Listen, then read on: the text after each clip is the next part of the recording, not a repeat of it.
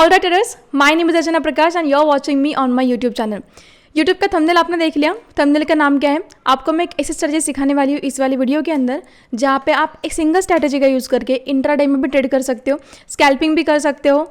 और आप अगर BTST में ट्रेड करना होल्ड चाहते हो, जैसे कि आज बाय कर लिया, कल के दिन आपको सेल करना है, या फिर आज के दिन सेल कर लिया और कल के दिन आप उसको बाय करना चाहते हो, तो इन सारी ही टाइप की ट्रेडिंग के लिए आपको सिर्फ एक ही सिंगल स्ट्रैटेजी यहाँ पे यूजफुल हो सकती है, और जिसका नाम है price action plus multi confirmation strategy. ठीक है, अब देखो ये स्ट्रैटेजी यूज़ करनी है हमको Nifty, bank Nifty, mid cap Nifty, fin Nifty, ये सारे के सारे एसेट्स के ऊपर।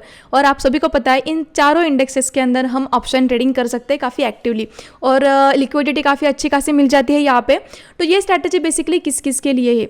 ये स्ट्रैटेजी है बिगिनर्स के लिए, और जो थोड़े से इंटरमीडिएट या फिर एडवांस लेवल पे लेकिन उनको एक्सपीरियंस चाहिए एक ऐसी स्ट्रैटेजी के अंदर जो स्ट्रैटेजी उनको लॉन्गर रन में एक प्रॉफिटेबल ट्रेडर बनाए।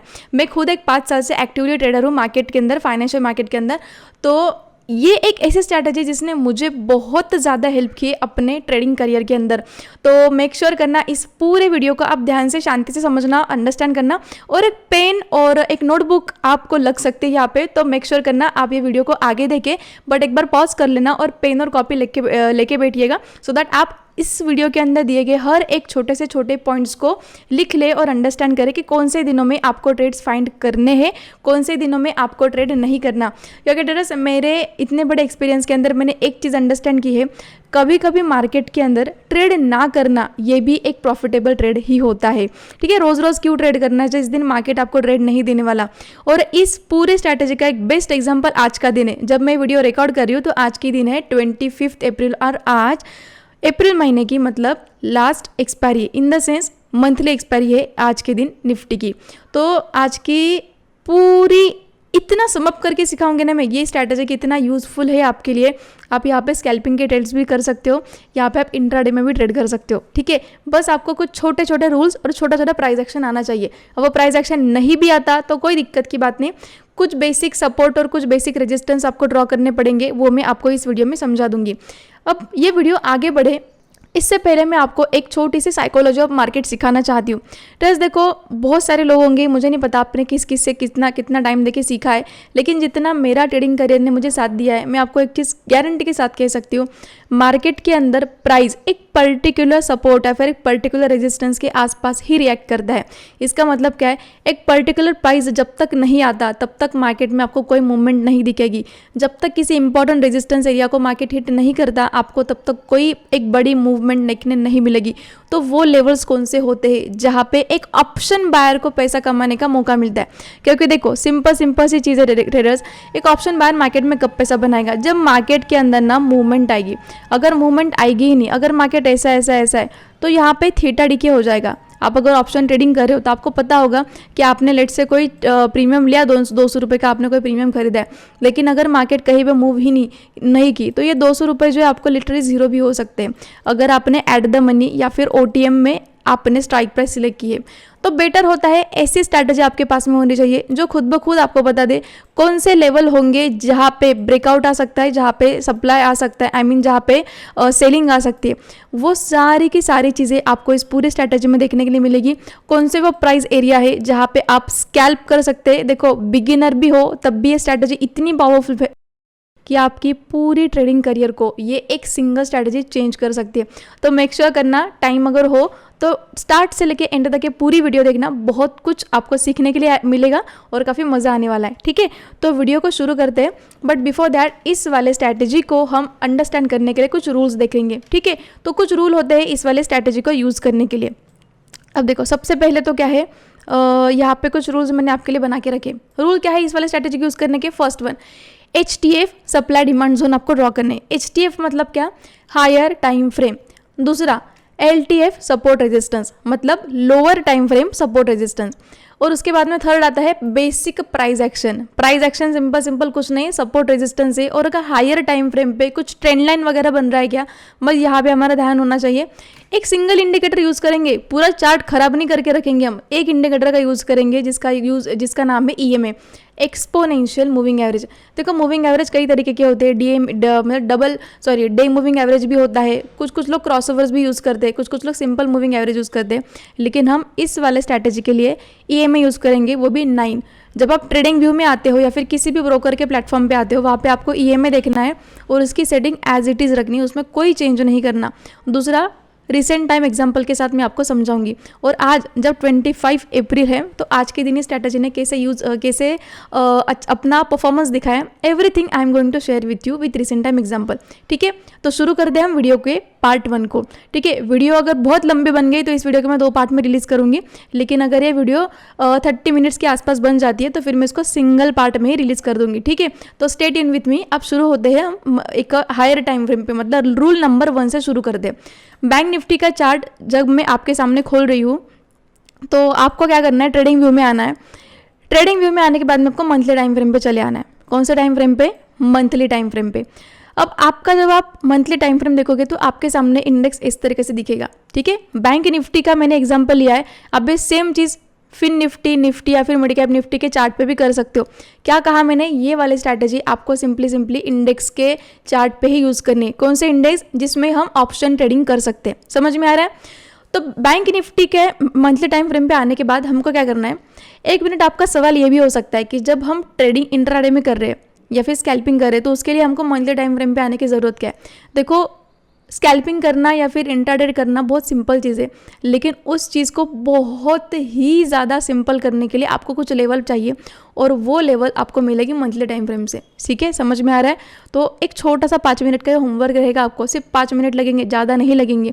लेकिन अगर आप होमवर्क करते हो ना, बहुत सिलेक्टेड डेज पे आप मार्केट में ट्रेडिंग करने के लिए आओगे, और आई कैन अश्योर यू कि आप बहुत कम दिन ट्रेड करने के बावजूद भी आपका PNL मंथ में ग्रीन में ही रहेगा।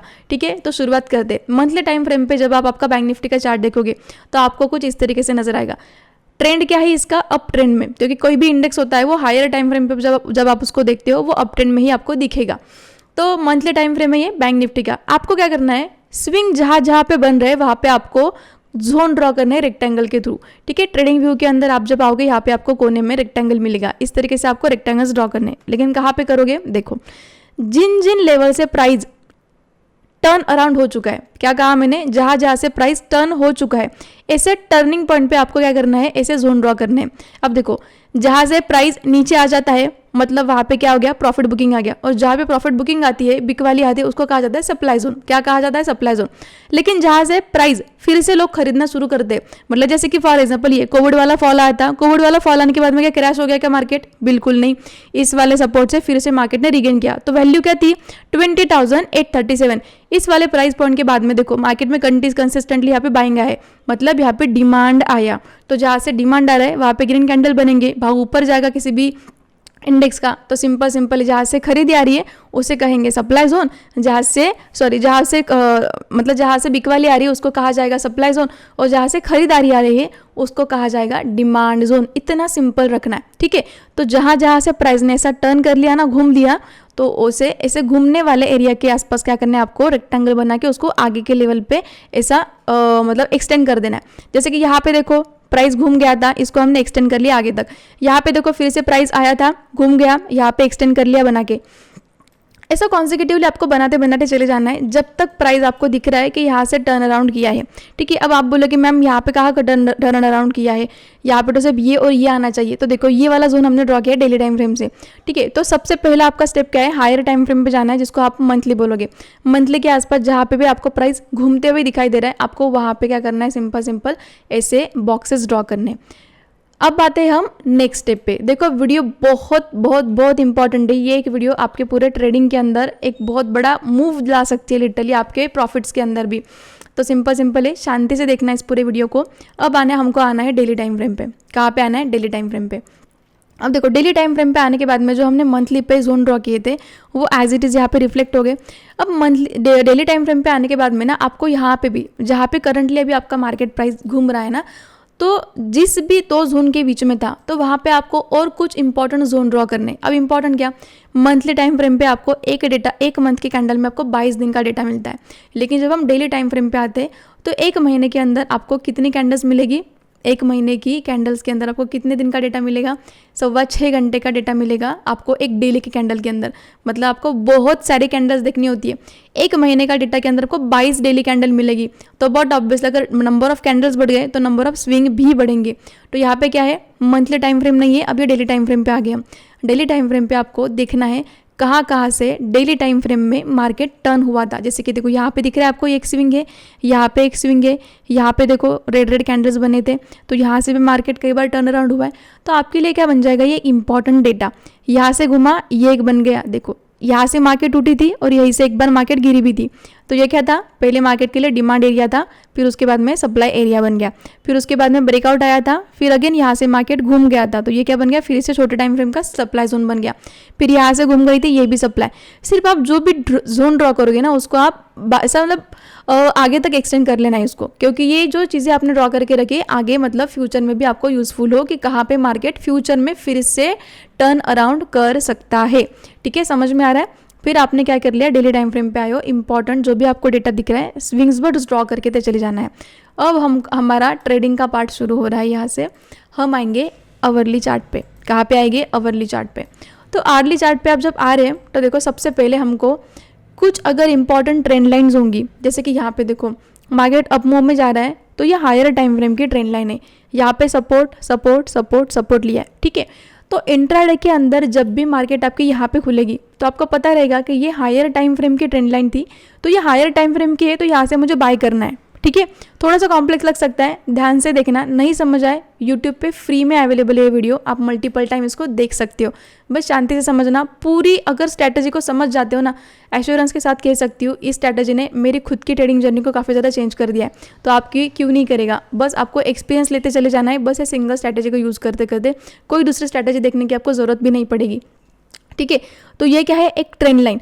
हायर टाइम फ्रेम में बनने वाले सप्लाई डिमांड जोन और कुछ इंपॉर्टेंट अगर ट्रेंड लाइन होंगी उनको बस आपको ड्रॉ करके रखना है। ट्रेंड लाइन क्या है, ट्रेंड को फॉलो करने वाली लाइन को ट्रेंड लाइन कहा जाता है। अब ये ट्रेंड कौन सा है, ये अप ट्रेंड है। तो अप ट्रेंड में क्या होता है, सपोर्ट लेते लेते लेते लेते प्राइस ऊपर के लेवल पे निकलती जाती है।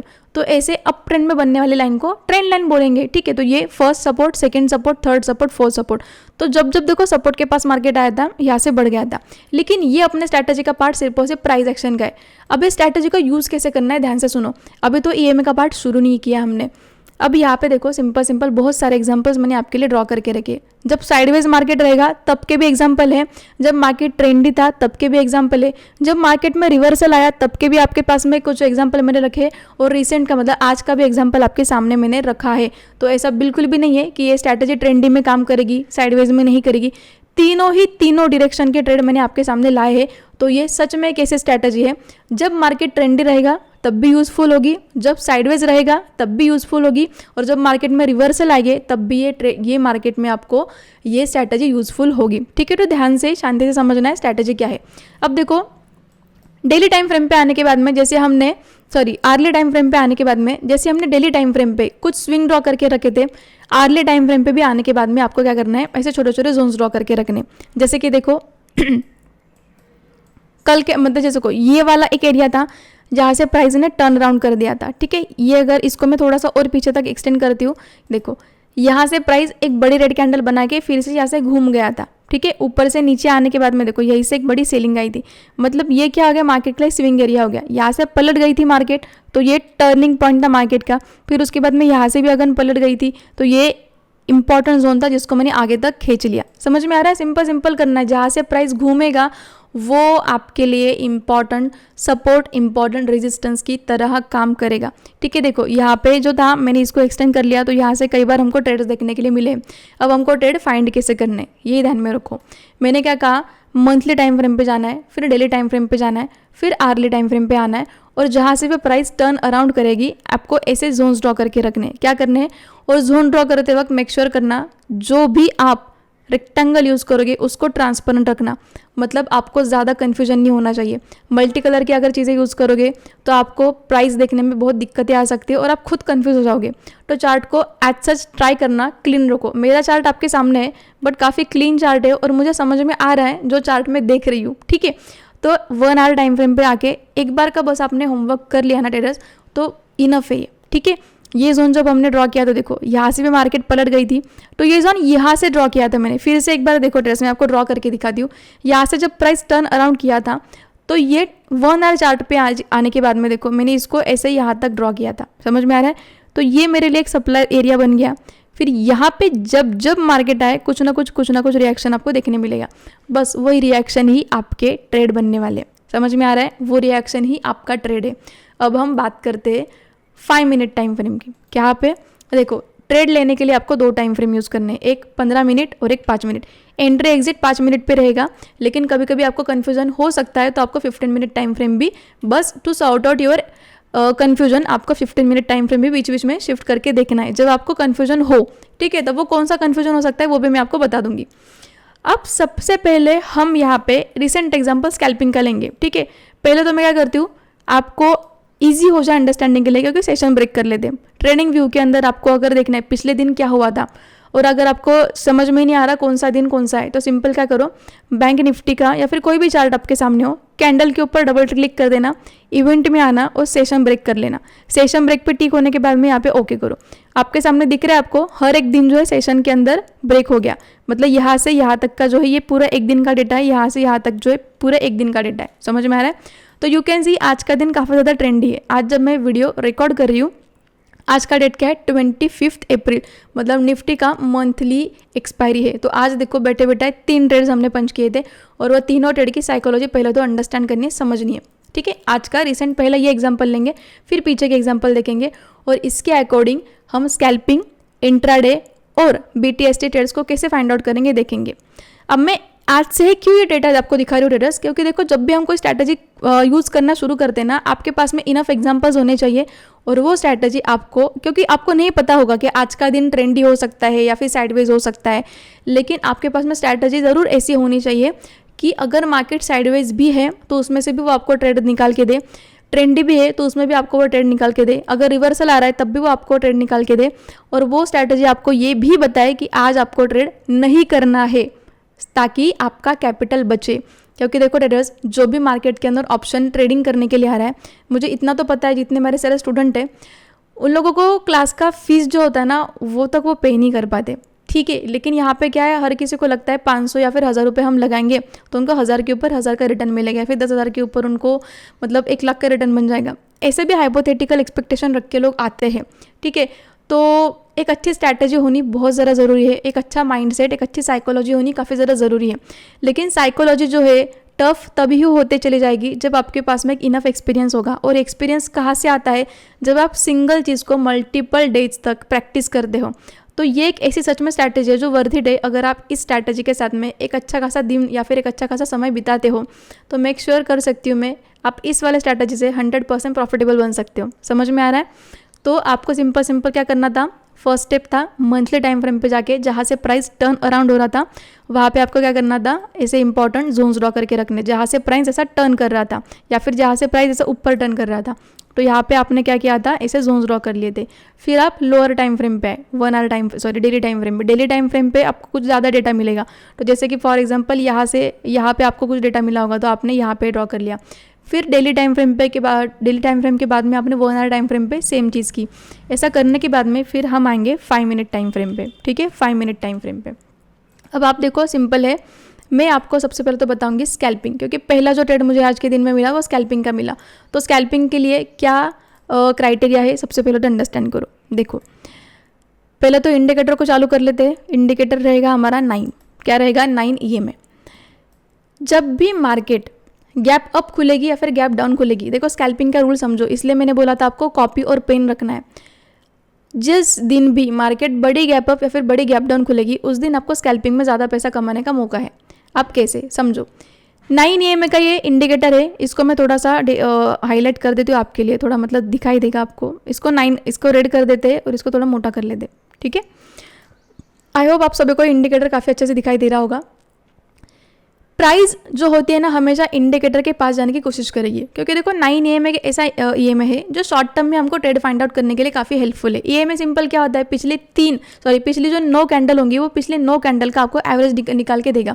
मतलब ये एक ऐसा इंडिकेटर है जो प्राइस के ऑलमोस्ट साथ साथ चलेगा। तो होगा क्या, इंडिकेटर के साथ अगर प्राइस को चलना है तो सिंपल है, अगर गैप डाउन भी खुलती है मार्केट तो उसको तो उस प्राइस को जो है इंडिकेटर के पास में आना है। तो अगर इतनी सिंपल सी भी साइकोलॉजी हम यहाँ पे यूज़ करें तो देखो आज जो है मार्केट 450 पॉइंट से भी ज़्यादा आज मार्केट गैप डाउन खुला था।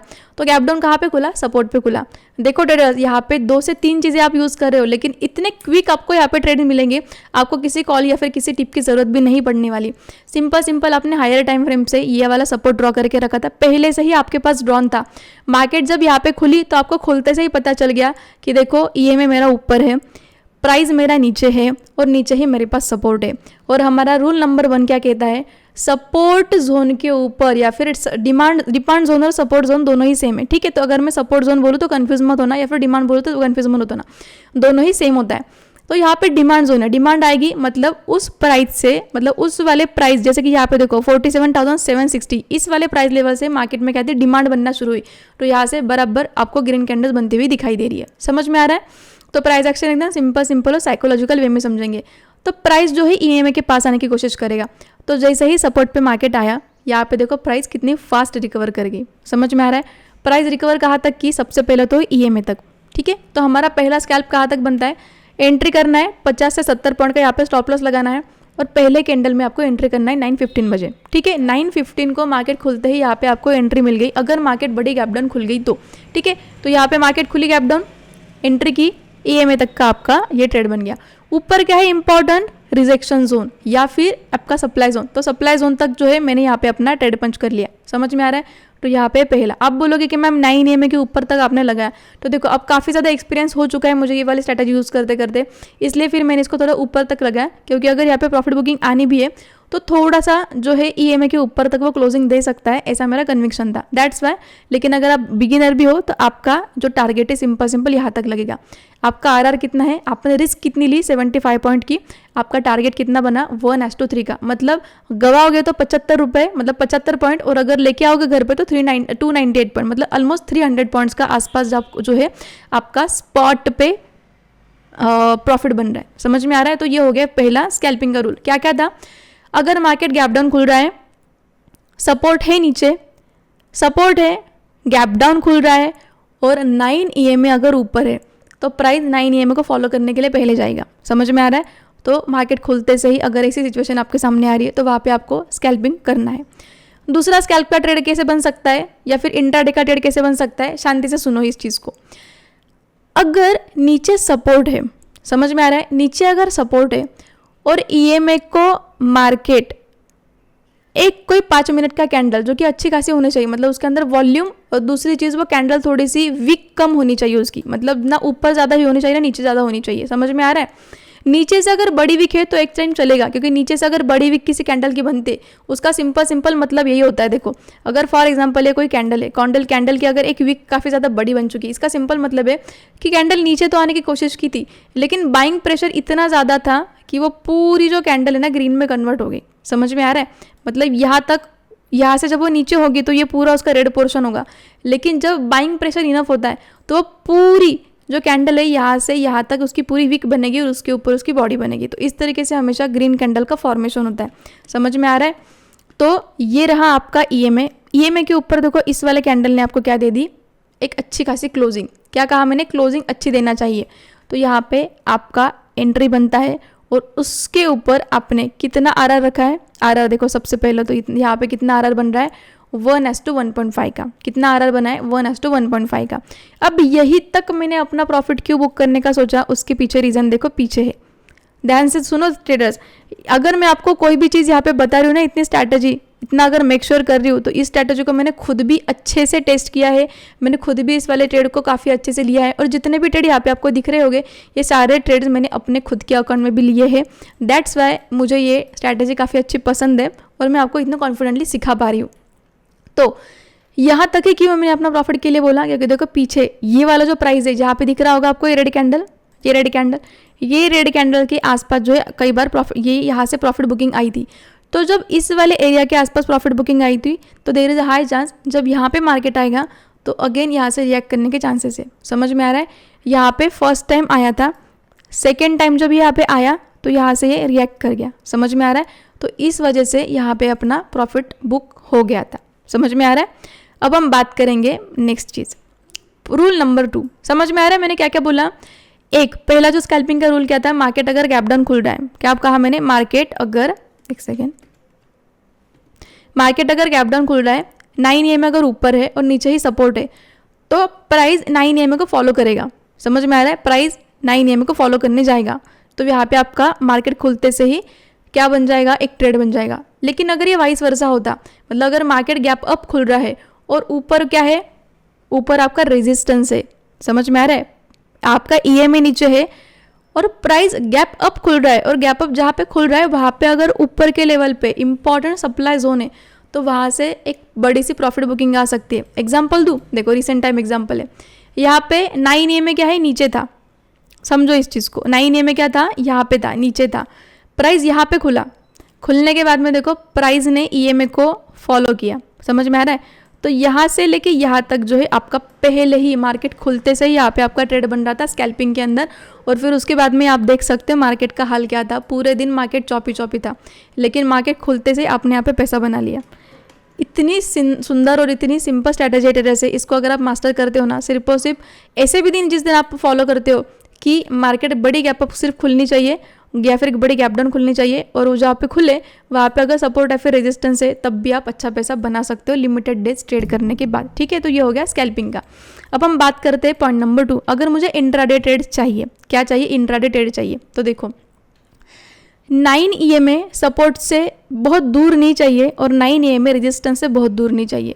जैसे कि फॉर एग्जांपल अगर ये ऊपर है सप्लाई जोन, ये नीचे है रेजिस्टेंस जोन, और EMA अगर इन दोनों के ऐसा बीच बीच में से घूम रहा है, तो उस दिन आपने ट्रेड नहीं करना है, उस दिन आपने ट्रेड नहीं करना है।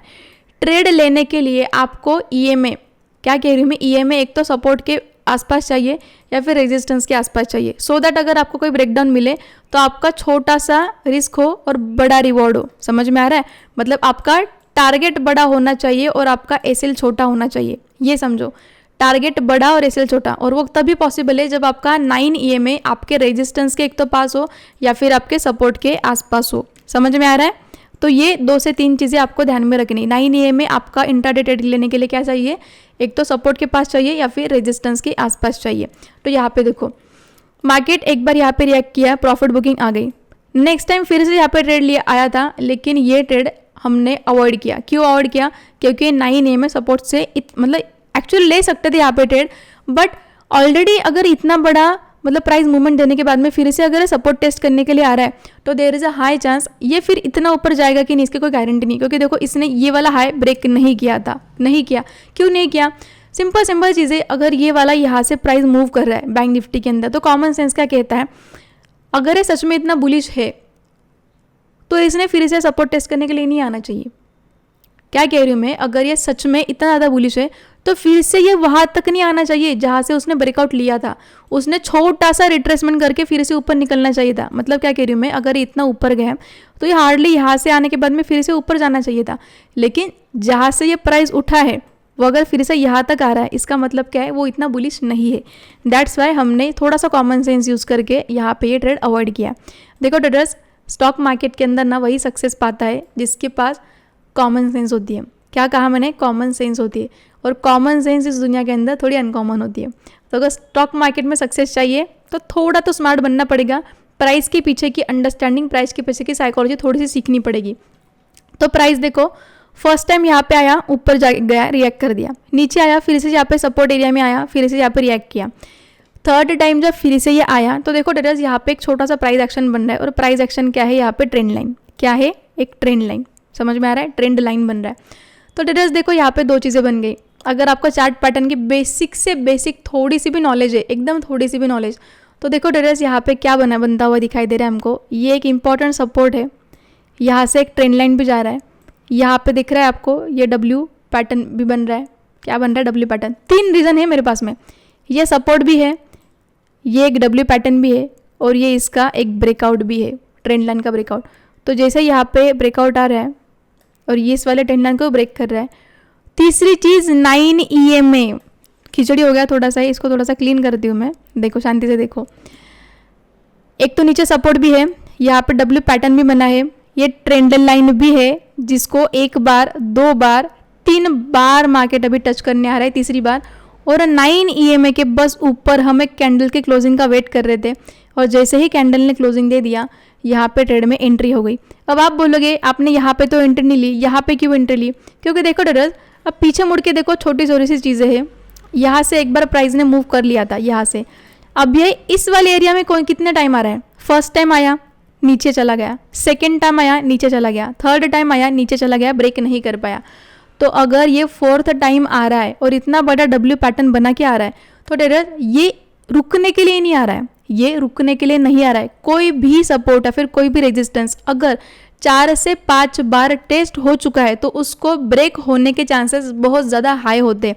तो इसी साइकोलॉजी की वजह से ऊपर एक सप्लाई जोन दिखाई दे रहा था, इसलिए यहाँ से लेके यहाँ तक जो है अपना एक ट्रेड बन रहा है 1:4 का। समझ में आ रहा है क्या कहने की कोशिश कर रही हूँ मैं? देखो सिंपल हमने क्या किया, हम हायर टाइम फ्रेम पे गए, मंथली टाइम फ्रेम पे हमने ड्रॉ क्या किया, सपोर्ट ड्रॉ किए, रेजिस्टेंस ड्रॉ किए, जोन्स ड्रॉ किए। फिर हम डेली टाइम फ्रेम पे आए, डेली टाइम फ्रेम पे हमने वो जो सपोर्ट रेजिस्टेंस है उनको थोड़ा और अच्छे तरीके से ड्रॉ किया। फिर हम आर्ली टाइम फ्रेम पे आए, आर्ली टाइम फ्रेम पे आने के बाद में फिर से हमने छोटे मोटे स्विंग्स ड्रॉ कर लिए। फिर हम 15 मिनट टाइम फ्रेम पे, फिर 5 मिनट टाइम फ्रेम पे आए, हमने वहाँ पे इंडिकेटर ऑन कर लिया 9 EMA। समझ में आ रहा है? 9 EMA को हमने यूज़ किया वहाँ पे। स्कैल्पिंग का पहला रूल क्या कहता है, अगर मार्केट गैप डाउन खुल रहा है, EMA अगर ऊपर है तो नीचे भी सपोर्ट होना चाहिए। मार्केट गैप डाउन खुल रहा है सपोर्ट के आसपास और ऊपर EMA, तो वहाँ पे मार्केट खुलते से ही ट्रेड ले लो। प्राइस EMA को बिल्कुल ही श्योरली कह रही हूँ मैं, आप कितने भी एग्जाम्पल के साथ में प्रैक्टिस करो इस वाले चीज़ को, अगर बड़ी गैप अप खुल रही है, बड़ी गैप डाउन खुल रही है तो प्राइस रिकवर करने की कोशिश ज़रूर करता है उसके EMA तक। समझ में आ रहा है? EMA मल्टीपल टाइम ये चीज़ें होते हुए दिखाई दे रही, इस चीज़ की एक्यूरेसी काफ़ी ज़्यादा है, ठीक है, तो प्रोबेबिलिटी काफ़ी हाई होती है इस चीज़ को होने की। समझ में आ रहा है? तो ये हो गया स्कैल्पिंग का फर्स्ट रूल। सेकंड क्या था, यहाँ पे EMA के ऊपर क्लोजिंग मिला, अगेन यहाँ पे क्या था, सपोर्ट था, सपोर्ट के ऊपर ब्रेकआउट आया और टारगेट कहाँ तक का प्लान किया, उस वाले कैंडल तक, जिस वाले कैंडल तक एक बार मार्केट गया था गैप अप खुल के और फिर वहीं से रिकवर कर गया था। तो ये अपने लिए क्या बन गया, इमीडिएट रेजिस्टेंस। तो यहाँ तक का एक ट्रेड प्लान किया, ये हो गया 2।